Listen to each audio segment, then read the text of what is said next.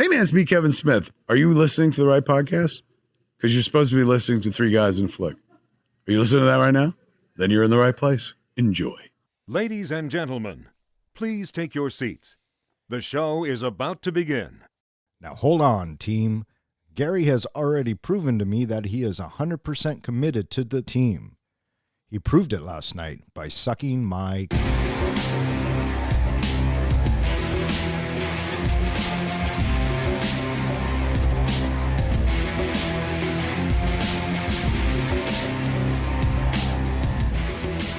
Welcome back. You are listening to Three Guys and a Flick. This is where we review the good, the bad, and the absurd. Tonight's episode, Team America, World Police. Beware spoilers. Coming to you from Bakalakadaka Street, my name is Don. And to my right, we have the comic book guy, John. Durka Muhammad Ali. And to my left, the professor, Ken. Hello, everybody. How are you guys doing tonight? I'm doing pretty good. How you doing? I'm not too bad. You? I'm getting ready to celebrate a fun 4th of July. How about you? Absolutely. Fucking happy birthday, America. Fuck yeah. This is our 4th of July special episode. So, America, Fuck yeah. this one's for you. Released on October 15th, 2004, Team America World Police was directed by Trey Parker. Written by Trey Parker, Matt Stone, and Pam Brady. And it stars Trey Parker, Matt Stone, and a bunch of other marionettes. How'd this movie do, Don? This movie was made for $32 million and brought in $51 million. I was wondering if, besides the fact that it's a puppet movie, if one of the reasons it did so poorly is Paramount actually pulled it out of a lot of theaters. They did, and that's probably why. And I hate to correct you, but they're more like marionettes than puppets, so it's a marionette movie. What's the difference? A marionette is controlled by strings, and a puppet is when you stick your hand up its ass and make it talk. So I would be a puppet. You would be a puppet, and the professor, you can laugh, dude, it's okay. And professor would be a marionette. Okay, that makes more sense. Thank you. Okay. Thank you for the clarification. You're welcome. I'm glad we can educate here on our show. This is the second movie from the South Park guys, Trey Parker and Matt Stone, that the three guys have reviewed. Had you guys seen this movie before? Yes. I had seen it once before, and I remember back then I didn't enjoy it that much. What? Wow. I mean... I actually liked Basketball better. Well, it's funny that you say that because I think Basketball is a better movie myself, but I do enjoy some marionette action movies every once in a while as well. I kind of went into this because I think this is the second time I've seen this movie. I went into this movie with a grudge, with a big chip on my shoulder against this movie. So it was kind of doomed from the start. All right, now we have to bite. What's the fucking grudge? He doesn't like actors. Did you ever watch Saturday morning cartoons? Yeah, all the fucking time. There were times in my household, I don't know why, but the only thing I could watch was the Thunderbirds. Did you ever watch an episode of the Thunderbirds? I have indeed watched an episode of the Thunderbirds. Have you, Professor? Yes, I have. That was the most god-awful trick on kids. I figured, here you think it's going to be a puppet, it's going to be fun, they're going to make jokes, they're going to be lively. No, they tried to have a serious marionette type of show with serious plot lines, things going on, and it was just, I just got so angry at that show every time it was on. So because of the Thunderbirds, if I'm understanding this correctly, Professor, he had a grudge for Team America because of the Thunderbirds. Yep, that's what I hear. Well, I am sorry, bud, because this movie was fun, and it had me laughing out loud more than once. But did you laugh out loud at all? There were a couple points that I did laugh out loud. Oh, okay. And the songs, the music are very creative. The whole movie is very creative. I guess these guys, Trey Parker and Matt Stone, wanted to make this movie after, or they got the idea for this movie after seeing that The Day After Tomorrow's coming out, and they wanted to do an all puppet version of it. But because of legal reasons and lawyers, they couldn't do it, so they came around to this. And they thought that this was going to be a super easy fucking shoot because you didn't have actors. Mm-hmm. Right? And you didn't have to deal with them or any of their idiosyncrasies. But yeah, no, it turns out that they said that this was the worst movie ever to make. Yeah, they also said that they will never, ever make a puppet movie again. Yeah. And I guess also around the same time, Jonathan Frakes he was directing a live action version of the Thunderbirds. So they thought the timing was perfect to come out with this movie. Sure. And I guess the first time they screened it or they showed footage to Paramount, it's the opening sequence where you see the janky looking marionette and the janky looking background. And I guess one of the execs went, they fucked us. Yeah, it was a total prank. And they pulled back and I kind of thought that too when I first turned it on. Mm-hmm. So yeah, the sets were pretty fucking amazing. Well, the funny thing too regarding the budget and everything is when Paramount first heard about this movie, they immediately greenlit it because they thought it's a puppet movie. They're not hiring real actors. They're not doing big, extravagant locations. We're going to save a ton of money on this movie. Yeah. And they didn't. Professor, have you seen South Park Bigger, Longer, Uncut? Not the movie. I saw a couple episodes of South Park, but not the movie. Have you seen the movie, John? Yes, and I loved it. Okay. These guys are kind of known for writing tunes for their songs. They do it in this. They did it in Basketball. What do you guys think of the music in this? I thought the music was really well done, for shock value, things like that, and creating catchy tunes that make you giggle, laugh, and I can't believe they actually said that kind of situations. Yeah. What'd you think? I thought it was fine. Yeah? Yeah, it didn't bowl me over in any way. No. Do you know who was a big fan of the music for this? Who? Sodenheim. Oh, yeah. No, I did hear that, Yeah, actually. he wrote them a letter to say wrote to Trey Parker how much he loved the music and how he'd love to work with him. And do you know what that led to? The Book of Mormon. The Book of Mormon. Have you seen the Book of Mormon? I have several times. I have not seen it. Have you seen it? No. I would be very interested to see the Book of Mormon. It is worth. I think I would almost say it's better than anything else he's ever done. Now, you mentioned something about the casting, and there was a lot of, I guess it took like 4 or 5 people to work each marionette and everything.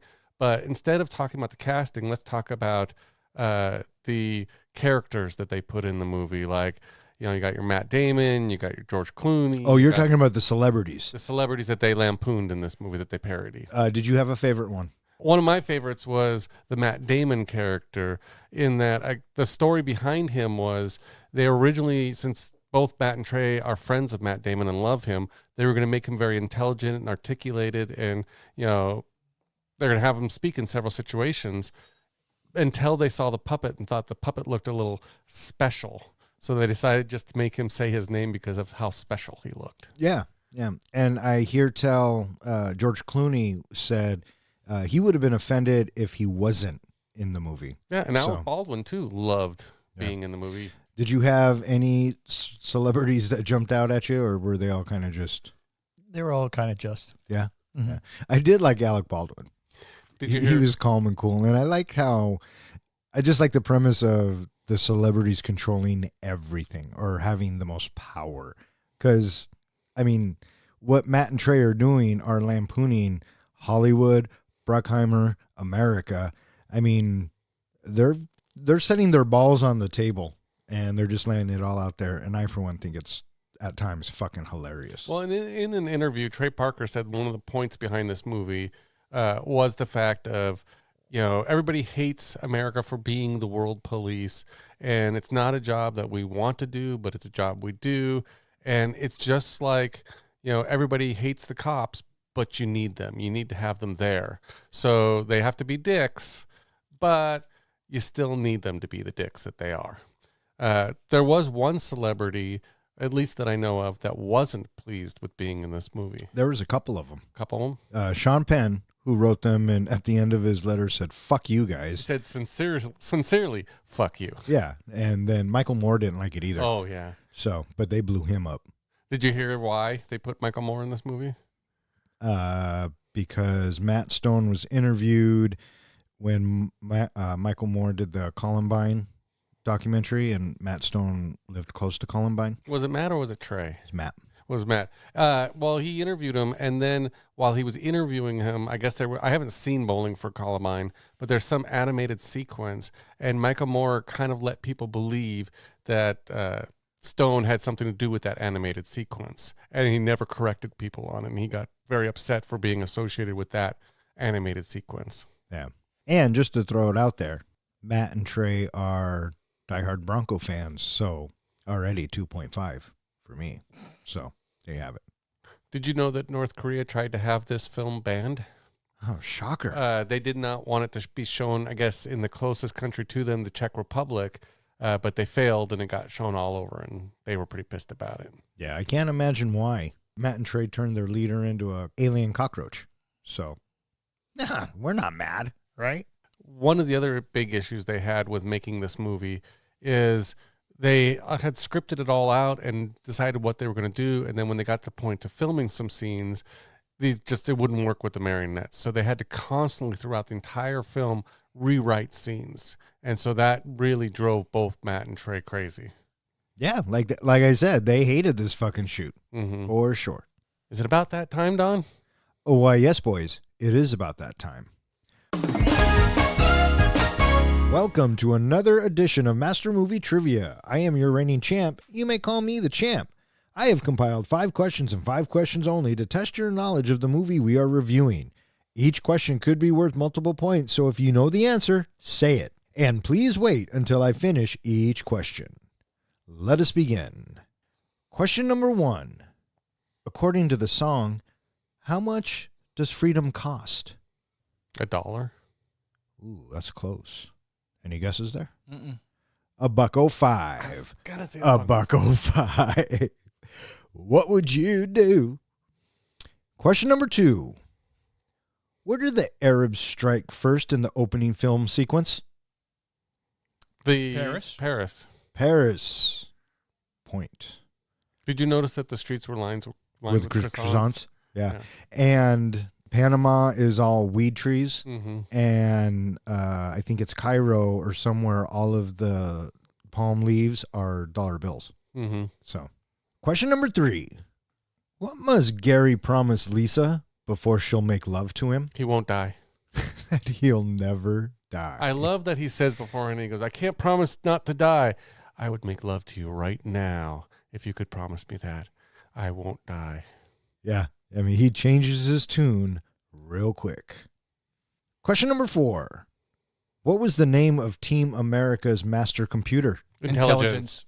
Nice. Do you want to know what There's the intelligence time. stands for? Oh, please fucking lay it on me. Yeah, because they said it every time. No, they never said it in the movie. It stood for Integrated Network for Technical Espionage Linked to Lossless Interpretation of Geometric and Electronic Networked Cluster Epitomes. Yeah, there you go. And question number 5. What is the title of the Broadway musical in which Gary is starring in? Lease. Ooh, there's a tie again. All right. After adding it all up, tonight we are in a tie. Again. Again. Neither, what? I'll say so. Neither one of us are close to what legendary status. Legend, wait for it, dairy. Legendary status. Everyone has AIDS. AIDS, AIDS, AIDS. AIDS, AIDS, AIDS, AIDS, AIDS, AIDS. Everyone has AIDS. Team America, an international organization dedicated to counterterrorism, defeats a group of Islamic terrorists in Paris, accidentally destroying the Eiffel Tower, Arc de Triomphe, and the Louvre in the process. The team includes Lisa, an idealistic psychologist, her love interest Carson, Sarah, a psychic, Joe, a jock who is in love with Sarah, and Chris, a martial arts expert who harbors a hatred toward actors. Carson proposes to Lisa, but a terrorist kills him in the middle of the act. Team America leader Spotswood brings Broadway actor Gary Johnston to Team America's base in Mount Rushmore and asks him to use his skills in acting to infiltrate a terrorist cell. Unbeknownst to the team, North Korean dictator Kim Jong-il is supplying terrorists across the globe with WMDs. Gary infiltrates a terrorist group in Cairo, the team is discovered, and a chase ensues, ending with Team America killing the terrorist. However, Cairo is left in ruins, drawing criticism from the Film Actors Guild. a union of liberal Hollywood actors led by Alec Baldwin. So our film opens up with what looks like a really cheap marionette presentation that kind of tricks you at first, as you were saying earlier, Don, into thinking that this is how the movie's going to be. But instead, it's a marionette doing a marionette show. Yeah, I fucking loved it. What did you guys think of this whole opening bit? I thought it was a good swerve. Yeah? If I hadn't seen it coming, like, because I'd seen the movie before and had read about it, I would have thought, oh, yeah, they fucked you. Yeah, kind of. So when the camera pulls back and then we see the world of Paris with all the different marionettes moving around, I was instantly intrigued with the backdrop, the model, and the exceptional detail of all of Paris. And that was something that I always enjoyed wherever we went in the movie, was just looking at the backdrop. And, you know, they portray life as just like any other movie would, and each marionette had their own job. And we see this little kid walking down the street and he bumps into a terrorist, and immediately the music changes and the mood changes. Like, what they were trying to do was make it have a Jerry Bruckheimer feel. And it really did. And I could feel the action kind of building up only because it's so over the top. Mm-hmm. The way this whole builds, right? You also get a feeling right in the beginning that this is not going to be like a socially acceptable type movie, that they're going to be basing off a lot of stereotypes and shock humor and things like that. Oh, yeah. But you have to kind of know that going into it because they're from South Park. The irreverence will be high. Yes. Yes. And we meet the team. What'd you guys think of the introduction of Team America? What's not to like? They were great. Do you guys have a favorite one? Gosh, I don't know. Gary, Lisa. Take your pick. Yeah. Yeah. What about you? I don't know, Carson, because he dies early. That's your favorite? No. I don't know. I think the which one was the martial artist? Chris. I think I like Chris because of his interactions with Gary. Yeah. And whenever they did the martial arts scenes with him. Oh, those were pretty funny. Mm-hmm. Kia! I like how, you know, they're painting this picture and they're trying to stop the terrorists with the WMDs, and they pull out the bazooka and shoot, and they hit the fucking Eiffel Tower. And it's, I think it's Joe, and he goes, "Oh, I missed." Well, you guys were mentioning how much you love the backgrounds and how much work obviously went into that. I think what I kept looking for in this movie, watching the backgrounds, is all the destruction that was happening behind the scenes. And, you know, when they were fighting and they were moving along, and you see all the destruction behind them. And 90% of that is practical. Mm-hmm. And a lot of the crew that worked on this film, like, for example, the cinematographer was sick of doing CG projects, and he wanted something practical. Yeah, that's right. And someone said, "Hey, the South Park guys are doing a practical marionette movie," and he was like, "Fuck it, I'm in." So this movie actually looks beautiful. I mean, it's well shot for a marionette movie, I guess. And so, you know, they blow up the Eiffel Tower, and then they manage to destroy the Louvre, and they're fucking everything up for trying to get the WMD. Right. And, you know, it's just lampooning how America is such, so careless, if you will, and they are reckless in having their own agenda. And when it's all over with, the explosions, you know, there they are, and it's all right, everyone, we've stopped the terrorists. And the people of Paris are looking around like, what the fuck? Well, it makes me think of every, like, Tom Cruise movie, whether it's Mission Impossible or any Jason Bourne movie, any of those, that, yeah, the guy wins the day, but then if you think about all the explosions and all the people that died along the way and the car crashes and all that, it left the town in destruction. Collateral damage. Yeah, that movie too. So they think that they saved the day, but yet there's one terrorist left, and he kills Carson. He gets up out of that fountain. Who we just met, but you had to have that trope, Mm-hmm. right?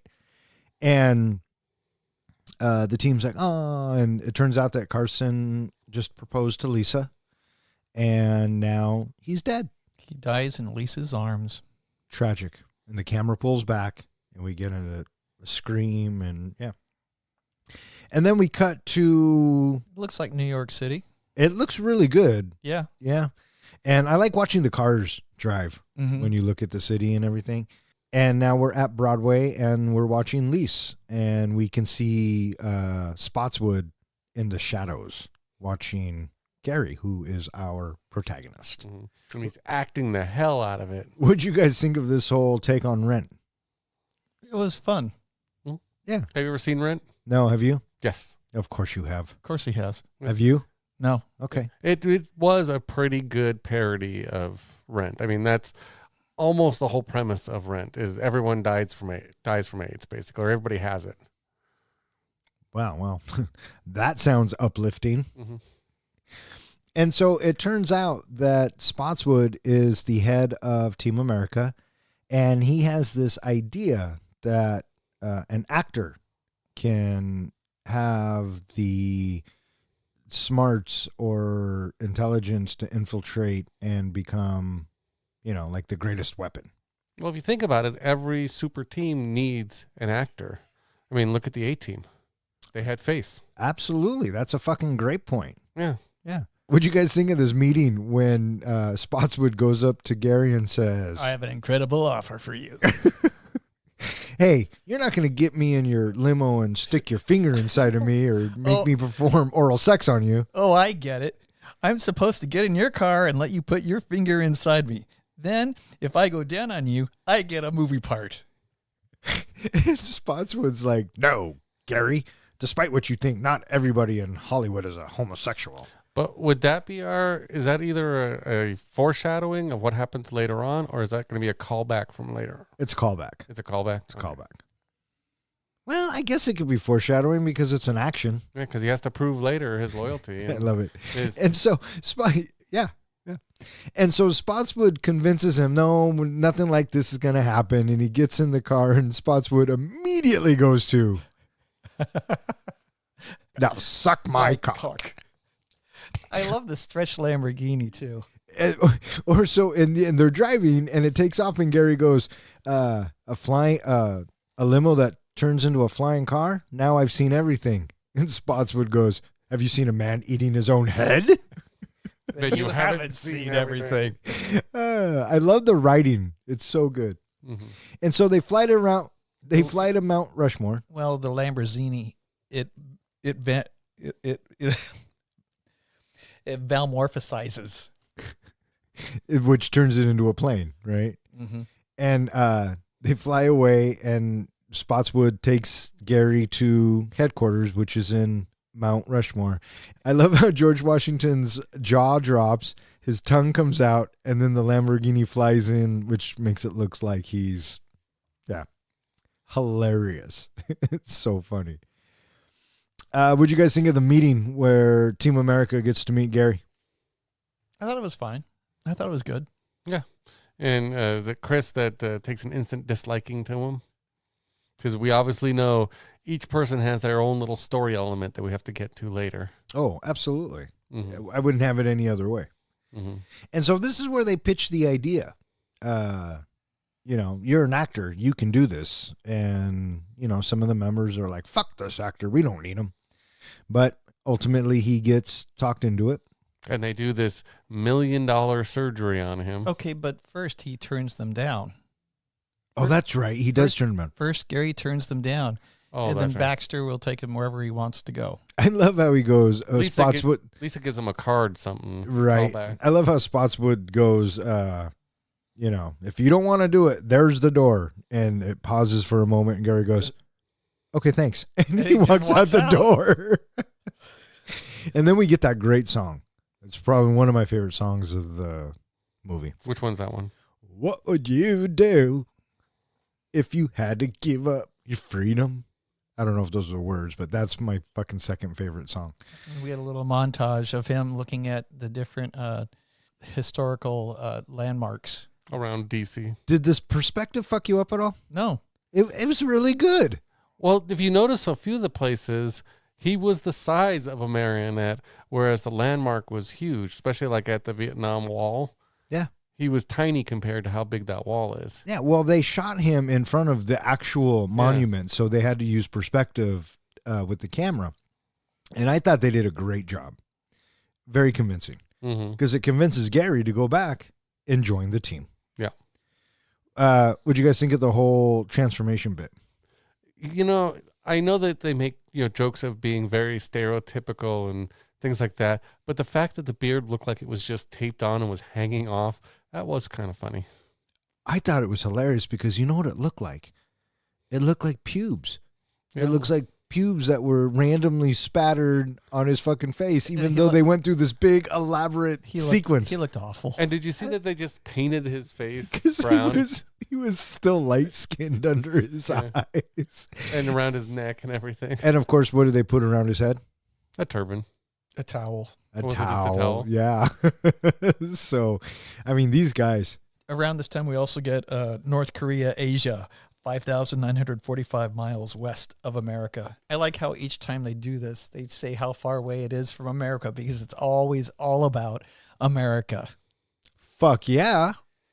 And so we are introduced to our antagonist of the movie, Kim Jong-il. I love the way Trey Parker did this because he sounds a lot like Cartman to me from South Park. Oh, yeah, I can see that. And just, he's such a dig. Is this where Hans Bricks comes to visit him? Not yet. Oh, okay. No, he gets on the line with oh wait, maybe it is, and then he's thrust into the tank. Yeah. Yeah, and then right after that, then he gets on the line with all the terrorists, and they have their WMDs now. Right. What I loved about this scene with Hans going into the tank is those were real little sharks. Yeah, those are little nurse sharks. And so they really did get them to tear that mannequin apart. Yeah, same with the Panthers later Cats. on. Yeah. I love just the way he James Bond villains him, right? He lures him into a trap. He goes into the tank with the sharks, and then he just goes crazy. Fuck you, Hans Bricks. I'll do whatever I want, right? So funny. I think Kim Jong-il had some of the best lines, too. He's so roamery. So roamery. I do enjoy how comical he looked with his glasses and his furrowed brow that he always had. Yeah. So now we're in Cairo, Egypt, 5,621 miles east of America. And Team America, they make a very splashy entrance. Because Gary has to go undercover. And they walk him in, which I always thought was funny. On the way to the tavern. Yeah. Yeah. Did you notice the song that was playing when they got into the tavern? From Star Wars. Yeah, it was the Cantina theme. Yeah. Yeah. The whole thing felt very Jabba and Cantina. Oh, it gets even more Jedi when Gary goes back to the fucking North Korea. So Gary, he Well, first of all, he acts his way in. he acts his way in. Durka Durka. Muhammad Jihad. So good. But then he asks if there are any terrorists here. And they're like, what? And so they pull, the terrorists pull him aside, and now he really has to act his ass off. And so he does. They buy it. You know what I loved about this bit was when Team America's dropping him off, they're like, if you get in trouble, you know the sign, right? Yeah. And it's so hard to do on a podcast, but the sign had me fucking rolling every time. His arms flailing in the air. If you ever watch like Bert and Ernie, that's how Bert used to always wave his arms in Oh, maybe, yeah. Yeah. whenever he got mad. I do like when he's trying to convince, he gets pulled in the back and he's trying to convince the terrorists that he's one of them and why they should, hire him or whatever, is that, he tells the story and he says, so I put a jihad on them. And if you don't, believe me, if you don't hire me, I'm going to put a jihad on you. Yeah. And so then suddenly, okay, yeah, they're stirred about, what do they say, like 20 yards from here? Yeah. Yeah. Just like that. And so they take off, and now there's a chase. And I love when Sarah, she has the mini cannon. She walks into the bar and she goes, Gary? And all the terrorists stand up and they start shooting at her. And then she just mows everyone down except for the waitress. And she goes, Gary? Well, I love during the chase scene when Gary's in the back of the Jeep or whatever. and he's doing the sign. He's doing the sign, and they're like, "Is that guy just playing with us?" They didn't recognize Gary, even though he's Yeah. You're looking through the goggles. Kiss me? Kiss me? So naturally, they're going to catch up to these guys and they're going to blow them up, but not before Lisa on the bike drives, jumps, and lifts Gary out of the... She rescues Gary. These were some pretty elaborate chases for marionettes. So my hat's off to them. I mean, just the sheer work that went into this. And then just the reaction, like, yeah, we did it. Fuck yeah. So good. So good. And then when right when Chris takes out the bad guys, he's surprise cockfags. And then they blow up a fucking pyramid, right? And the Sphinx. Yeah, the Sphinx. That's what I meant. I do love, like, that's one of the things that Trey and Matt always do is they take swears and stuff and they combine them into some newer, like, cockfags and things like that. They just come up with these new words that just, again, shock you. Yeah, and make you laugh at the same time. So Team America saves the day. Everything's good. However, because Cairo was left in ruins, they've drawn some criticism from the Film Actors Guild, or otherwise known as...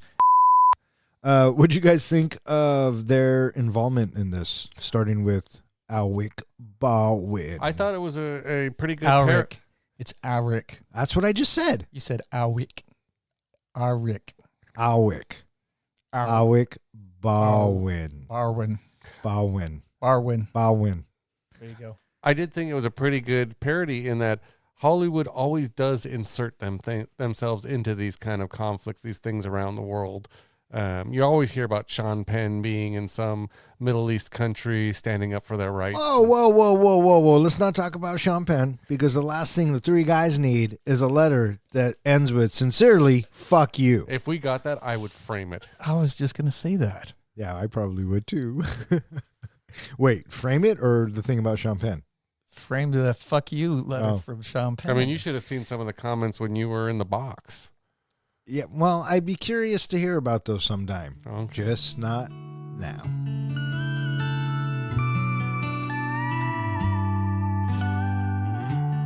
What would you do if you were asked to give up your dreams for freedom? What would you do if asked to make At the Mount ultimate Rushmore, sacrifice? Gary tells Lisa that as a child, his acting talent caused his older brother Tommy to be brutally killed by gorillas. While the two grow close and have sex, terrorists blow up the Panama Canal in retaliation for the Team America operation in Cairo, killing thousands. The Film Actors Guild blame this on Team America, and Kim chastises the terrorists for detonating one bomb too early. Gary, feeling his acting talents have again resulted in innocent people dying, resigns from Team America. The remaining members depart for the Middle East, but are defeated and captured by North Korean forces while Michael Moore blows up Team America's base in a suicide attack. In North Korea, Kim invites the Film Actors Guild and the world leaders to a peace ceremony, planning to detonate several bombs around the world while they are distracted. So the Cairo mission was a success, And they're celebrating at home. and they're having a good time, and this is where Gary and Lisa start to, Get a little flirt on. I like this bit because of the dialogue. It's funny. You like the marionette sex. It's ingenious. Have you ever seen marionette sex like that? I learned a few things. See? That's what I'm fucking saying. Am I right or am I right? You're right. See? Yeah, I remember when this scene came. I remember when I watched this scene, and I was just like, what the fuck am I watching right now? Well, let me ask you this. I've read there's two different versions of it. I've seen both. And there's the version that was cut down so they didn't get like a... NC-17. Yeah, NC-17. They wanted to get it down to R. And then there's the uncut version, the full version that's on the DVD. Well, we watched on Paramount. That was I'm guessing, the cut version. Yeah. Did you So, see him? I've never seen the longer version. Well, let me ask you this. Did you watch it on Paramount last night too? Or Yes. whenever? Yes. Did either of you see him poop on her? No. Did either of you see him pee on her? No. Then you saw the cut version. How long is the uncut version? It's like another, well, I think that version, I think, is like 50 seconds. Why are you laughing? That's awful. Damn it. Somehow I knew you've seen the uncut version. How could I not, right? I think the real version's like a minute something, and this one's down to 50 seconds or some shit like that. But We did briefly talk about it beforehand, but this is the time to talk about it. I do like Lisa. She says that you have to promise me that you'll never die. And he's like, I can't promise that. If you did that, I would make love to you right now. And then the way the tone of his voice changes, I promise I will never die. That just cracked me up so much. You should have watched it with us. I think you would have enjoyed it better. I'll say, who hasn't been in that situation? Oh my gosh, so funny. And so it works. And yeah, we kind of went out of order, but you guys get the gist of it. So you thought it was brilliant the way it was designed, set up? The sex scene? Yeah. Oh, I did. I thought it was funny. I liked the way their heads would shake, especially Gary's and his hair. Yeah. I pulled the wife in. Hey, come here, watch this. And she laughed at it. I thought it was hilarious. I didn't think they would go that far. Me neither. But I'm glad that they did, because why not? I mean, like I said earlier, they throw their balls on the table and just let everybody take a swing. Mm-hmm. We also got the background of how we have Gary, and he's tortured by the death of his brother and the blueberries with the gorillas. Yeah, we kept hearing earlier on, he'd hear the screaming and the thing about his brother, but yeah, we get the full story with the zoo. Right. Because everybody's got some backstory. Right. After this scene is over, then we get Panama Canal, Central America, 2,193 miles south of the real America. And I like these shots. They're peaceful at first, and they're quiet, and they're just kind of showing the life. And then, boom, they blow up the Panama Canal. And this model was fucking impressive, because you could see the debris and everything flying at the camera. Yeah. And it was very well done. Mm-hmm. And all the water with the floating. Oh, my God, with all the floating marionettes. Did you hear the story behind that one? Yeah, they had to keep using them, so they would take them out, wring them out, and try to dry them and get them ready for the next shot. They needed them for other scenes as well. Yeah. And so back at base, they hear about this, and Gary just spirals. Well, the worst part is because he hears it from Alec Baldwin, because that is as he puts it, that is the greatest actor out there. Yeah, the greatest actor alive. Yeah, and so when he hears Alec Baldwin say it, he then just loses all hope within himself. Right. And they get a little temper tantrum from Michael Moore. And holding 2 hot dogs covered in mustard. Because people are protesting now. And Yeah. there's people outside of base, and people are pissed off. I love how they say they're watching the TV and they go, "Hey, that looks like that's right outside." Yeah. And they show it's them at the Mount Rushmore. Yeah. Everybody knows where their secret base is. So now we have Gary. He decides that he's going to resign from the team. But he said he would never leave. He told Lisa he'd never leave. Yeah, well, he didn't want to be responsible for everybody's death. Yeah. That's a lot of guilt. Mm-hmm. So Gary leaves, and the team, they're kind of hurting, because now Sarah has revealed that she is upset about Lisa having a night with Gary. Yes. And then Joe is upset because Sarah doesn't like him. Right. Thinks of him as a brother. Right. Because, Gary walks out, and it comes out that Gary and Lisa hit it. And so it puts a strain on the team, and Gary leaves, but yet they still have to go do their job. And someone says, "This is a suicide mission." And Joe looks down and says, "That's okay. I kind of feel like dying anyways." I know. I did like that line. And then we get, I don't know which version of the song I like better. The full-on America. Or America, fuck yeah. the melancholy. Or I think they call it the downer version. Yeah. America. Fuck yeah. And, we can all see what's going to happen. Mm-hmm. This is every action movie ever made ever since the dawn of time. Mm-hmm. Our hero leaves, and the team has to go on without him, but they're not going to succeed in anything. But I did enjoy these shots. Yeah, I liked how they appeared to be alone in their own thoughts as they were approaching Durkistan. Durkistan. Is that up the street from Bakadakalaka Street? Suddenly, they're surrounded by enemy aircraft, and now a dogfight is ensuing between them and they take out the Durkistan Air Force, but now you have the Chinese or Right. the North Koreans. The North Koreans come in, Wow. and they're outnumbered. I do like too how Spotswood is yelling at the intelligence computer. That was bad intelligence. Bad Yeah. intelligence. My bad. And then there's a submarine as well, and then Chris is down there with his own submarine. I love looking at all these models. Yeah, they were really fun to look at, and they moved really well on screen, I thought. Well, I just love that the models all were like U.S. flags, like all patriotic. And Of course they were, dude. This They- movie's called Team America. it made me think of Evil Knievel, Oh, sure. like everything he ever did. In the meantime, back at the base, Michael Moore is in the hangar with a suicide vest on. And he decides to blow up Mount Rushmore. Apparently, he was full of ham. Yeah. So when you see him explode, that's little bits of ham everywhere. Yeah, I read that. That's funny. That's Mhm. funny.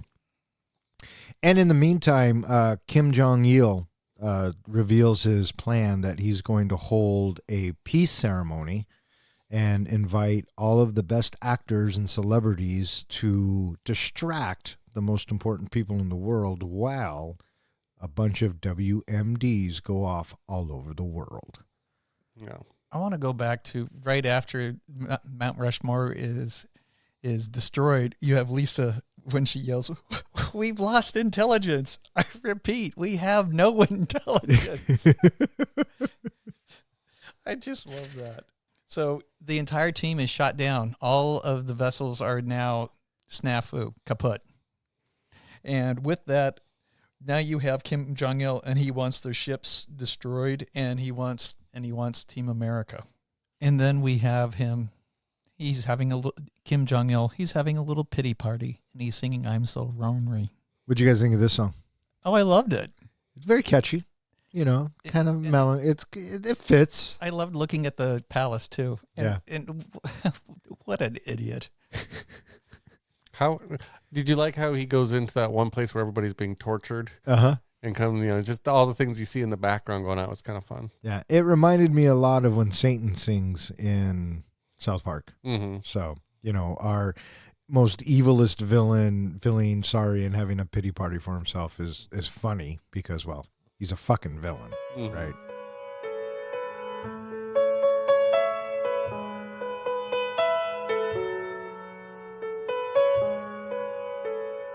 I miss you more than Michael Bay missed the mark when he made Pearl Harbor. I miss you more than that movie missed the point. Succumbing to depression, Gary is reminded of his responsibility by a rambling speech from a drunk tramp. Returning to the team's base, he finds Spotswood has survived Moore's bombing. After regaining Spotswood's trust by giving him a blowjob and undergoing one-day training, Gary goes to North Korea, where he uses his acting skills to infiltrate the base and free the team, although Lisa is held hostage by Kim. The team is confronted by the Film Actors Guild and kills most of their members in an ensuing fight. After Gary uses his acting skills to save Chris from Susan Sarandon, Chris confesses to Gary that the reason he dislikes actors is because he was gang raped by the cast of the musical Cats when he was 19 years old. This whole thing with Gary in the bar and the guy convinces him that he needs to do his duty. When he goes out into the alley and starts throwing up, what did you think of that whole scene? That was gross. But leading up to that speech, I love that speech. had me fucking rolling because it's so true. Yeah. It's like us as humans in a nutshell. Pussies can fuck assholes. But yet, dicks like to fuck assholes too. So good.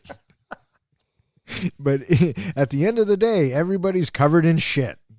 The analogy is great. And I love the fact that Gary comes back and brings that back. in his finest acting moment. But yeah, he's doing the whole drunk thing. And to get back to your point about the puke, my God, could there be a longer puking scene? But what sells it, look at this guy, he can't even hold it in. And what sells it is the music. And then the eyes as they, Well, it's like he's surprised he's throwing up again. Well, it's the last one where it's just sputering all over the place. And oh my God, it was so funny. You know what they made that out of? I heard it was beer and something. Soap. Soap. Okay. Beer and soap. Yeah. But he finally finishes, collapse, and then the camera pulls up and we can see this big wide shot of him just laying in all this puke. In the meantime, you have the Film Actors Guild. They meet and they decide that they would be better than the rest of the government or Team America in deciding what the policies should be when it comes to dealing with the world. Yeah, and this is where we meet a majority of them, of the celebrities. And I believe this is our first take at Matt Damon. I think we saw him once earlier. Oh, did we? Oh, we might have. Yeah. We might have. That was a good bit. And they have a new partner. Kim. Wow. And so now the Film Actors Guild have teamed up with Kim Jong-il to rule the world. Cut to They're going to bring about world peace. Oh, sure. That's what they say. Cut to Team America being tortured. What'd you guys think of this whole bit? I thought it was fun. Mm-hmm. So Sarah's all beat up she's laying on something. And she's having that water drip, so maybe it's a slow water torture. Oh, maybe. And then where is Joe? Joe's hanging upside down. That's right. That's right. And then Lisa's in a cage. And so Kim Jong-il comes down and is talking shit and is relaying. He lays out his entire plan. Just like a Bond villain. Just right? like a Bond villain. Yeah. He's monologuing. He's monologuing. And he says, you guys are all fucked. And I like when Lisa says something like, you mean it's 9/11 times 1,000? And he goes, oh, no. It's 9/11 times 2,356. My God, what does that mean? No one knows, or whatever that line is. So good. I actually did the math if you want to know. I don't. Okay. What is it? It is 2,146,316. Well, there you go. Now we have a montage of Gary riding on a bike. I liked watching that, because it was on an actual street. Yeah, it looked good. Everything is forced perspective.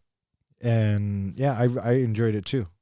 And then he pulls up to Mount Rushmore. Which looks destroyed in the background. And he's like, oh no. And he runs up there and he finds out, he talks to intelligence. I like the song that's played.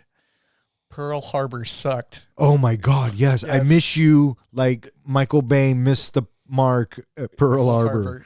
Oh. And I love you. Oh, and I miss you. That's what it is. Pearl Harbor and I miss you. And so he gets there. He just got back from Bakadakalaka Street. And Mount Rushmore is destroyed. And he walks in there and he talks to intelligence. And intelligence tells him the team has been captured. Everyone's going to die. A socialist douchebag came in here and destroyed this place. Right. And WMDs are going to go off all over the world and we're all fucked. Mm-hmm. And then Spotswood shows up. He's alive. Miraculously. And he wants to blow up all of North Korea. Right. He's going to blow up the entire country. Even Team America. Yeah. Because freedom is at stake here. And that's what they would want. That's right.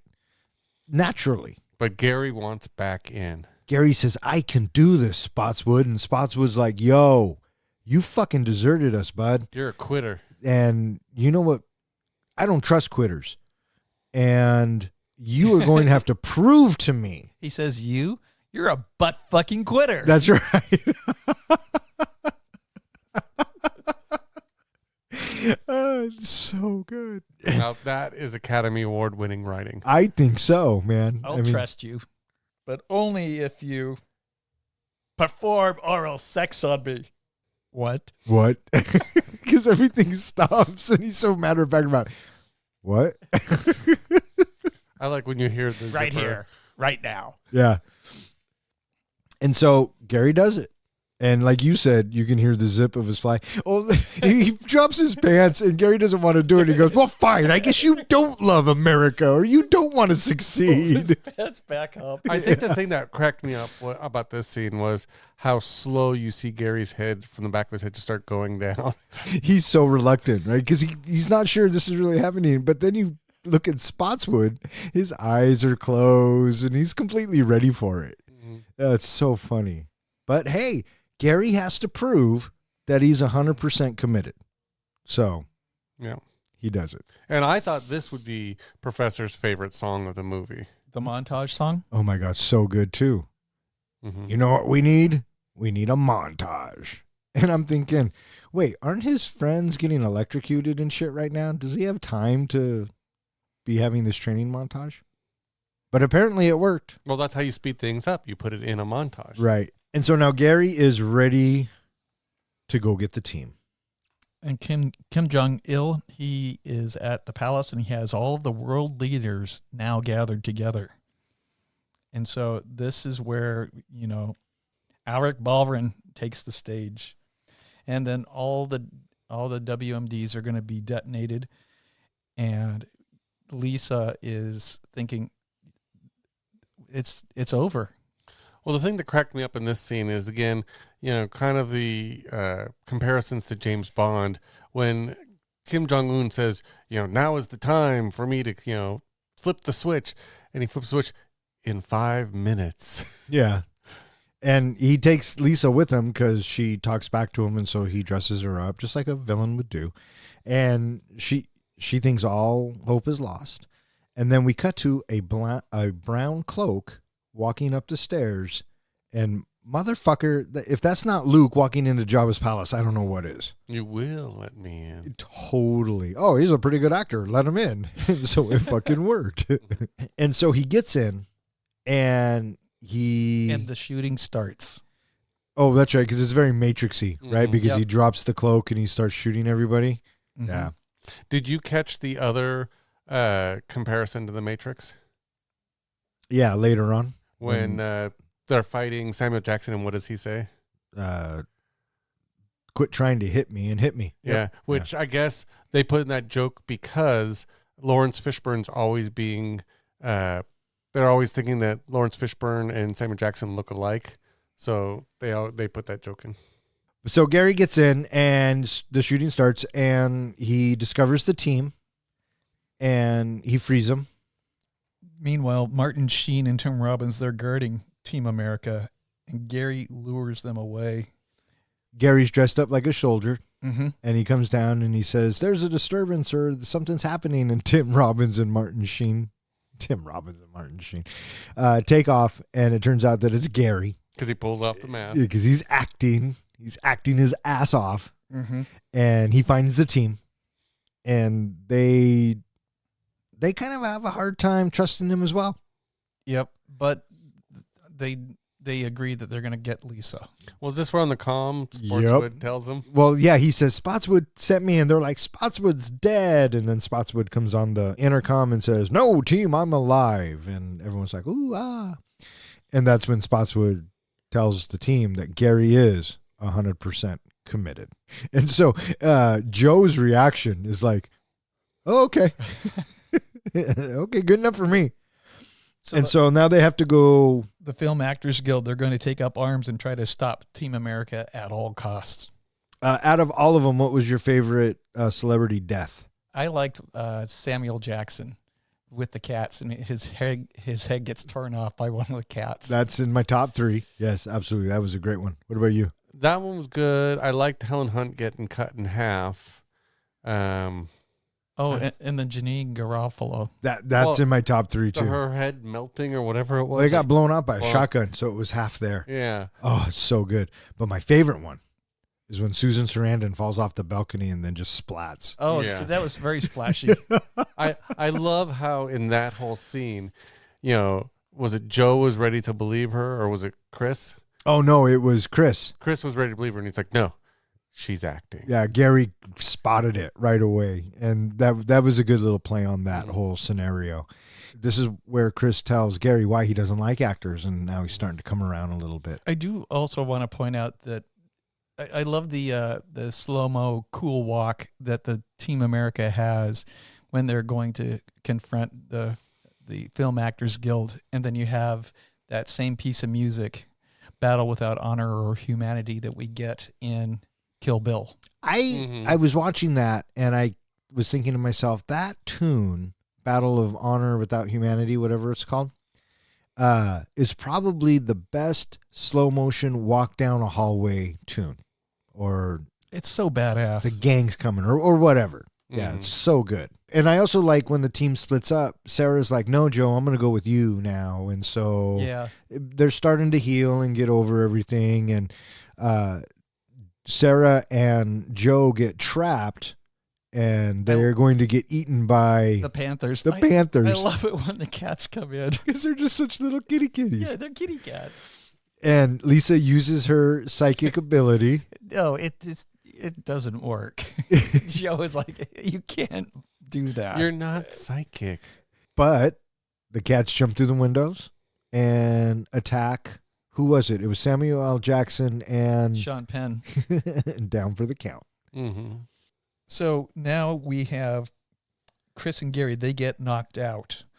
And Alec Baldwin, he has to give his Film Actors Guild speech. And when he's doing this, Kim Jong-il starts the 5-minute ticking clock. I like how when Sarah and Joe find Gary and Chris, they're on the ground and they're getting gas dumped all over them. And then you have all of the celebrities there. That was pretty funny. Yeah, that was. It was good. And it ultimately ends with Tim Robbins going up in flames. I was about to say that might have been one of my favorite deaths in that. Guess what, Tim Robbins? I didn't give up smoking or something. He says, I am a smoker. I am a smoker. And when he threw the cigarette down and lit him on fire, I cheered. Mm-hmm. I'm like, yeah, motherfucker. Take that, Tim Robbins. So the Team America, they're trying to convince Gary that he has to get up on stage and convince the world leaders, because right now they're against Team America.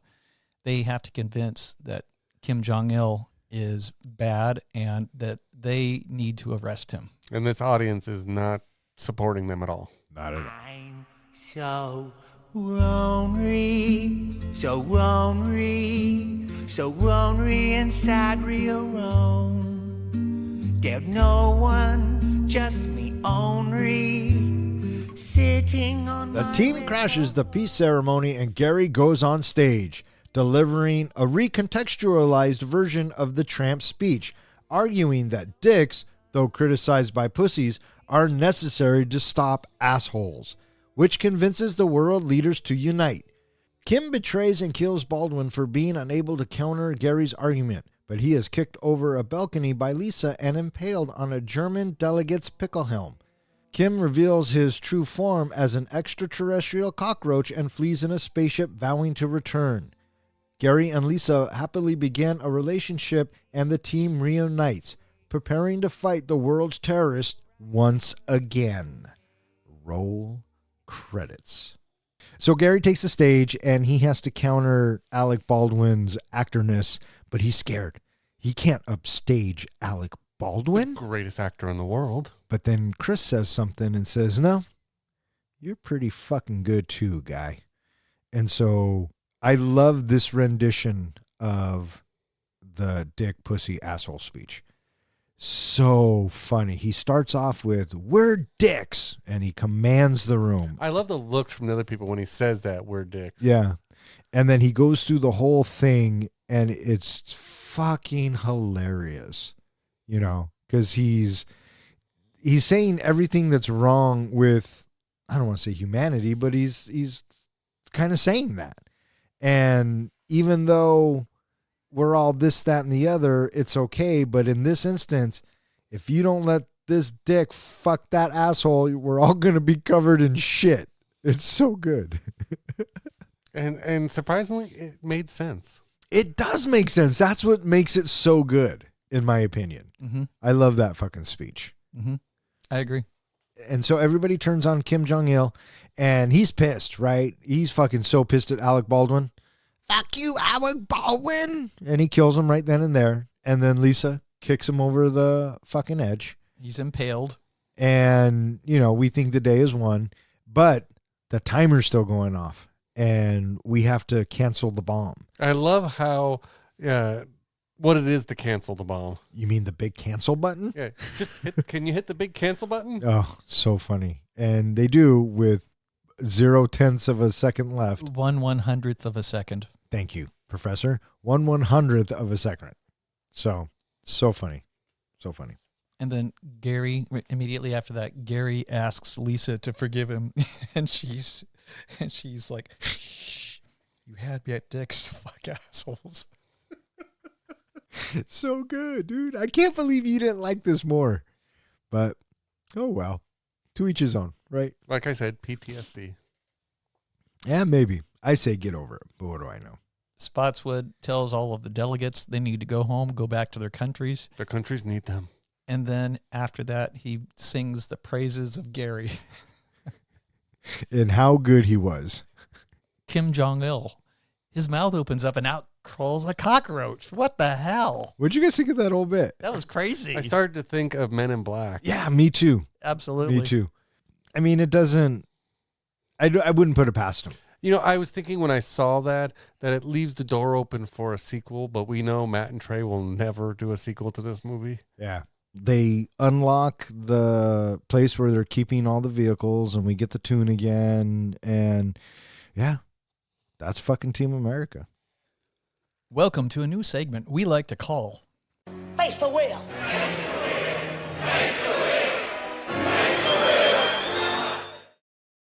The premise is simple. I will spin the wheel, and whatever category comes up, John and Don will apply it to the movie that we are reviewing. Once they have presented their idea to me, I will decide the winner of this week's wheel. So here are the categories. Mashup, plot, rename, genre, reboot, fuck it. I liked it better when it was called Spin Again, Pick Any, Add any character from any movie. And here we go.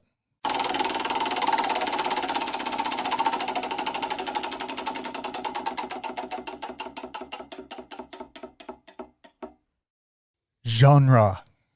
I thought for sure he was going to get fuck yeah. Or fuck it. Genre. Okay, so what type of genre would we consider this to begin with? We would have to say action, Comedy. comedy, and musical. I think you could put those three in there. So I think those three should be Excluded. excluded. Mm. Oh, I got mine. You ready? Yeah. Well, you ready for mine? Yeah. I'll go first. Okay, you go first. Do you have one? No. No? Okay. I'm going to turn this into our horror movie. And there's going to be lots and lots of marionette sex and marionette murder, because that's what makes a really good horror movie. But Team America, even though the world thinks that they're the world police, they're actually serial killers looking for their next score. Kind of like The Strangers, but different. John? I am actually going to turn this into a supernatural action thriller kind of movie on the same premise of, I don't know if you've ever seen the movie The Puppeteer, as well as a long time ago. Toy Soldiers. Oh, Toy Soldiers. There The you go. idea of it is a Hollywood film set putting on a big production with marionettes about the world police and how these guys are going to save the world, and they're adding all kinds of computer technology to the puppets. In fact, this movie did have a lot of mechanics in there to move their mouth and their eyes and everything. But the computer chips start to go a little bit too intelligent. Intelligence takes them all over, and these marionettes think they actually have to save the world. And so they start killing off humanity to save the world. Wow. So humans actually have to fight back against the marionettes. Huh. Well, there you have it, listeners. I suppose I need to check. I need to pick one of these two choices. Or you could pick no choices and tell us we both fucking suck. But if you do that, you're going to have to prove how committed you are to this team. Yeah, which are you going to pick? The dick, the asshole, or the pussy? That's right. All right, so, I think that I'm going to go with horror this week. So the point goes to Don this week. And that concludes this week's Face the wheel.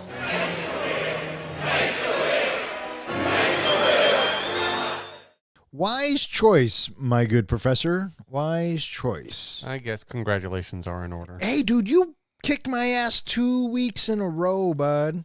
I was kind of stealing ideas from actual movies, so. All right, what do you guys think? Are you guys ready to rate this flick? I'm ready to rate this flick. John, are you ready to rate this flick?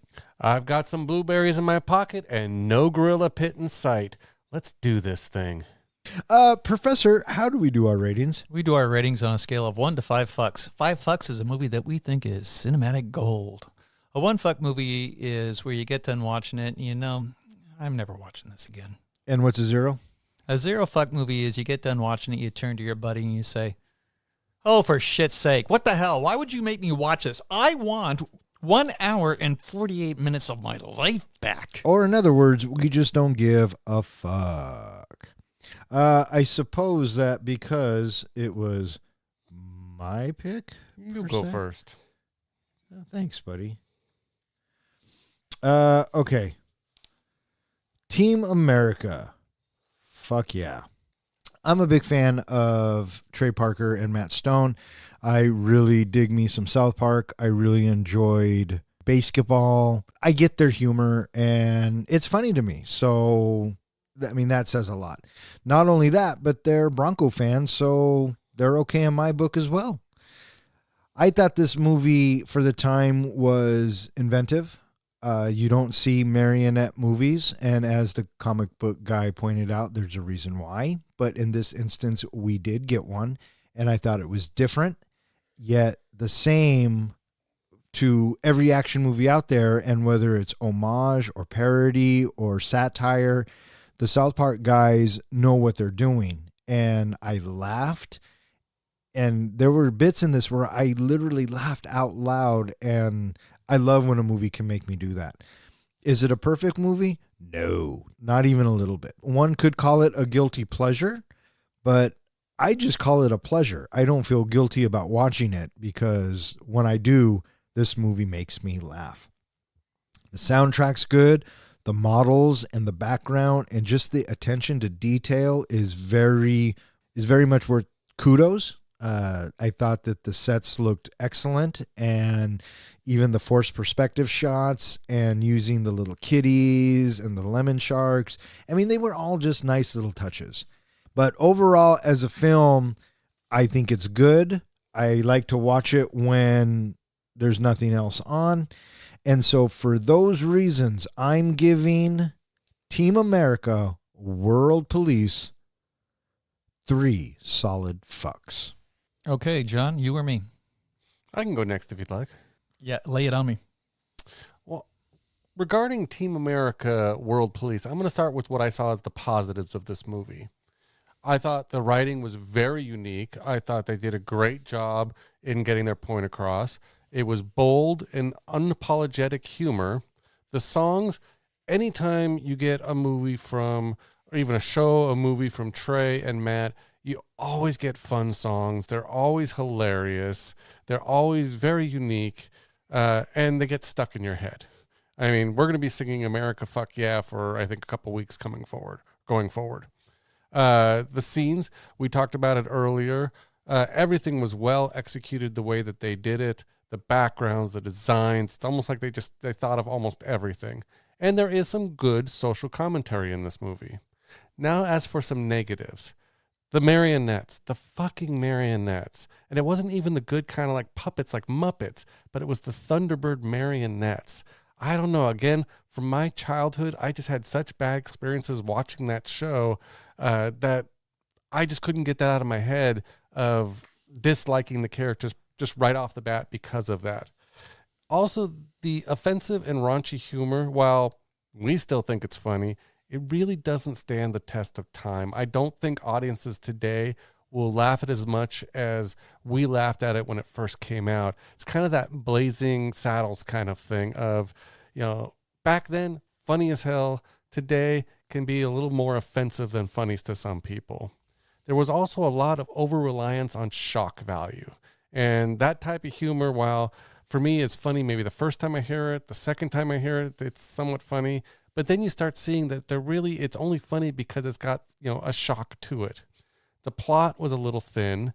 There was inconsistent pacing, and it felt at times very heavy on the political commentary on trying to get its message across. Despite Team America's bold and unique humor, for me it falls short in key areas. The film's thin plot serves as a backdrop for an over-the-top action sequence, satirical jabs, and it lacks depth or complexity to engage the audiences. This movie relies on stereotypes to gain laughs, which comes off as, in my opinion, a little bit of lazy writing. If you're looking for a let's get out of your brain and just laugh type of movie, it's a really fun watch. If you want anything more, I'd suggest skipping it and going and watching like the South Park movie or Basketball or something else. But before I give my rating, Don, do you want to guess what the final's going to be? Wow, you really did not like this movie. You're going to give this movie 2 fucks. Is that your final answer? That's my final answer. For all the reasons I stated, I'm giving Team America, the World Police, 2 fucks. Good going. That's a bingo. All right, Guy, you're up. Team America World Police is a movie that I have not seen it's probably been 2 or 3 years. I've watched it several times. I find the movie to be very interesting to watch. I love the attention to the details in the settings that they have the marionettes running around. The lighthearted nature of the storyline is easily discernible because this is an absurd movie. Clearly an absurd movie. And with that, I can't take it that serious. And if I'm not taking it serious, then just go for the ride and enjoy the laughs, which is what I very much did. The puppetry of the marionettes, sometimes I couldn't see the wires at all. And when I couldn't see the wires at all, I kind of sort of bought it that was just a style of animation, if you will. And the only difference that we get in this type of a movie is sometimes you do see the strings, but I wasn't distracted by that. I also thought that the music the songs that they played, I loved them. The Team America logo, theme song, awesome. Kim Jong-il's "I'm So Lonely," it made me smile all the way through. And there were several times, I'm watching this by myself, or I am definitely laughing out loud. And the absurdity of some of the scenes, we're looking at these puppets, and these puppets, I'm buying the facial expression, and you're able to I am looking at the puppet thinking, this is just a blank puppet, but based on the way that the scene plays, you infer what that puppet, if it's a character, would be thinking in this moment, even though it's just a blank expression. So I find that very interesting, that I am moved because of that. The story arc of our different characters, it didn't bother me that there wasn't that much there because it's an absurd movie. The extreme of the raunchiness of the humor didn't bother me. It made me laugh as much as the last time that I saw it.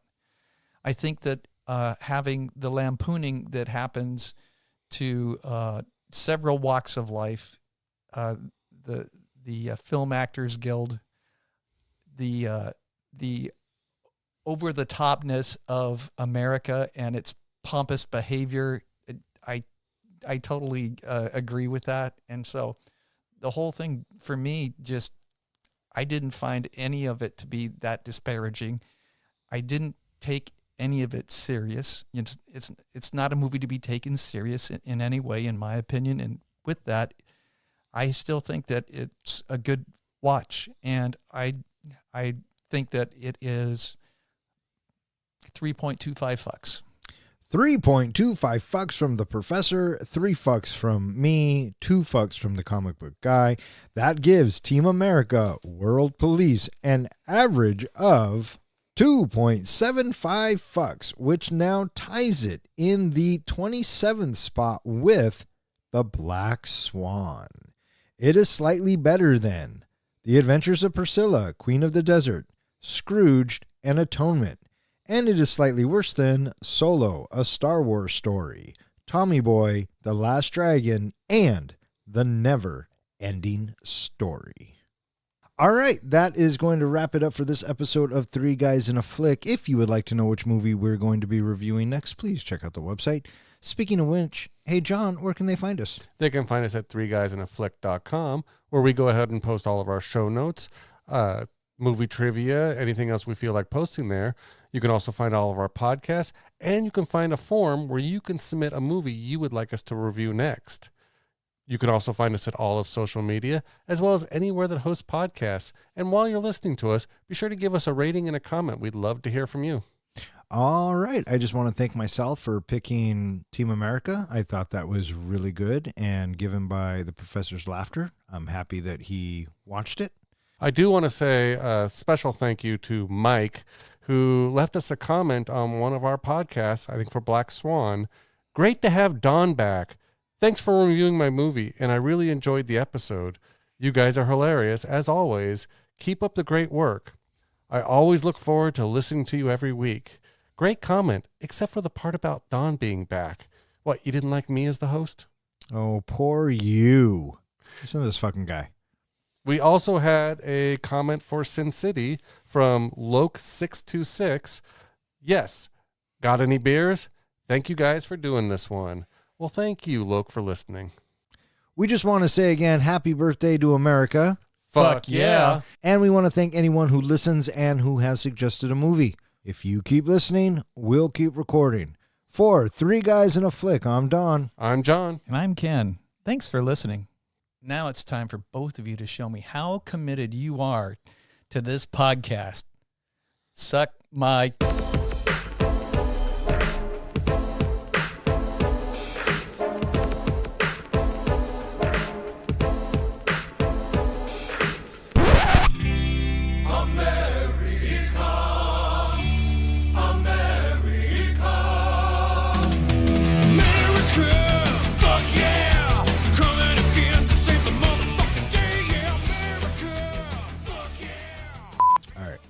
Ready?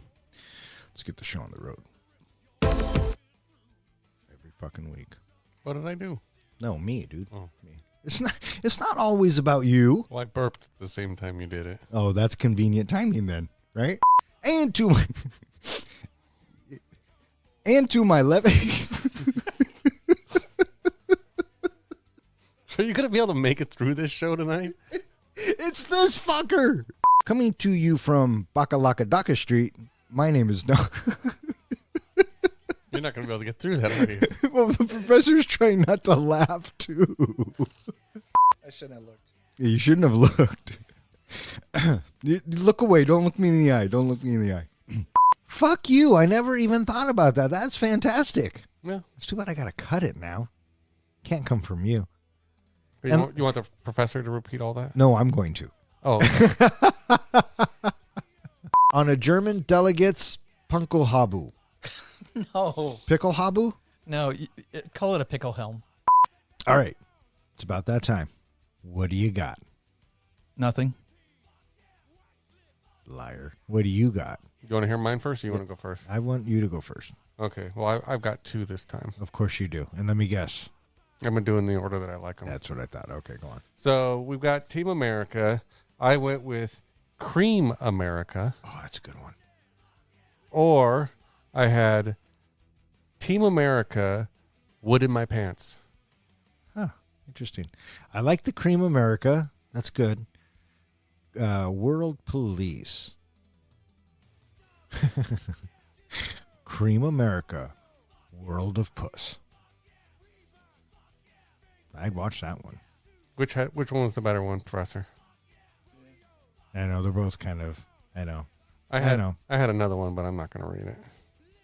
Why? Are you afraid I'm going to put it in there? Yeah. Then why did you even write it down? I had also Scream America. Like Scream America. Well, that's not bad. Scream America. What was that, Matt Damon? Matt Damon. Matt Damon. You do sound special when you do that. What was the fucking name? All right. May all of your days and nights be filled with happiness. All right. Fuck up. Good night.